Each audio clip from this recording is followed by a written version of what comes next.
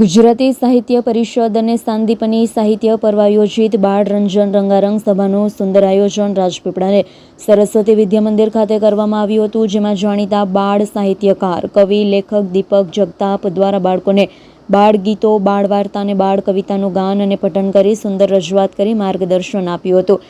દીપક જગતાપે બાળકોને હાલમાં મોબાઈલના યુગમાં મોબાઈલનો ઉપયોગ ઓછો કરવા માટે વાત કરી હતી. તેમણે બાળકને નવી બાળ વાર્તાઓ અને કવિતાઓ સંભળાવી હતી. સાથે સાથે ગીત પણ ગવડાવ્યા હતા.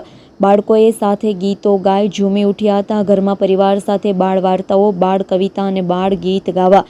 જ્યાં પણ આવી હરીફાઈ થતી હોય ત્યાં ભાગ લેવો જોઈએ, આમ જણાવી. જ્યારે આજે વાલીઓમાં બાળ વાર્તા અને બાળ ગીતો સંભળાવવામાં રુચિ ઓછી થઈ રહી છે, ત્યારે બાળ વાર્તા અને બાળ ગીતોના માધ્યમથી બાળકોમાં કલ્પના શક્તિ ખીલે. બાળકો વાર્તા અને ગીતો વાંચતા ગાતા તેનું મહત્વ દીપકભાઈએ શિક્ષકોને સમજાવી સરસ મજાના બાળ ગીત અને બાળ વાર્તાઓ બાળકો સમક્ષ રજૂ કરી બાળ રંજન રંગારંગ સભાનું સુંદર આયોજન કરી કાર્યક્રમને સફળ બનાવ્યો.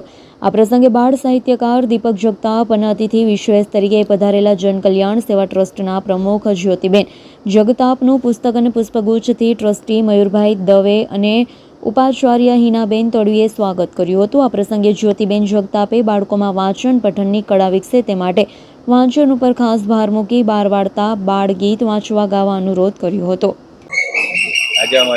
આજે અમારી સ્કૂલમાં બાળ કાવ્ય બાળ વાર્તાનું આયોજન હતું. તેમાં અમને ખૂબ મજા આવી, ખૂબ આનંદ થયો. હવે અમે અગાઉથી તૈયારી કરશું અને ભાગ લઈશું અને તેમાં વિજેતા થઈશું. આવી વાર્તાઓ અમે કોઈ દિવસ સાંભળી નથી, પહેલી વાર સાંભળી છે અને અમને ખૂબ મજા આવી. મારું નામ પ્રિયાંશુબેન અર્જુનસિંહ પરમાર તકસ્થી છે. આજે સમગ્ર ગુજરાતની અંદર ગુજરાતી સાહિત્ય પરિષદ અને સાંદીપની પર્વ દ્વારા એક સરસ મજાનો કાર્યક્રમ સમગ્ર ગુજરાતમાં બાળકો માટે કરવામાં આવ્યો છે. આજે નર્મદાના વડામથક રાજપીપળા ખાતે સરસ્વતી વિદ્યાલય ખાતે આ બાળકોની સાથે બાળ રંજન રંગારંગ સભાનું આયોજન કરવામાં આવ્યું, જેમાં બાળ સાહિત્યકાર તરીકે હું દીપક જગતાપ આજે ઉપસ્થિત રહ્યો અને બાળકોની વચ્ચે જઈને બાળ કવિતાઓ, બાળ ગીતો ગાયા, એમની સાથે મજા કરી, સરસ મજાની બાળ વાર્તાઓ સંભળાવી અને બાળકોને આનંદ પ્રમોદ કરાયો. આની પાછળનો મુખ્ય હેતુ એ છે કે આજે દાદા દાદીની કોઈ વાર્તાઓ એમને કહેતું નથી, માતા પિતાઓ પણ વાર્તાઓ કહેતું નથી. આજે બાળકો મોબાઈલની અંદર રહે છે, એને કારણે એમની કલ્પના શક્તિનો વિકાસ નહીં થતો. ત્યારે આવા બાળ સાહિત્યકારો દ્વારા વાર્તાઓ, કવિતાઓનું પઠન થાય, ગાન થાય અને એમની કલ્પના શક્તિનો વિકાસ થાય એ માટે સરસ મજાનો આજે કાર્યક્રમ યોજવામાં આવ્યો.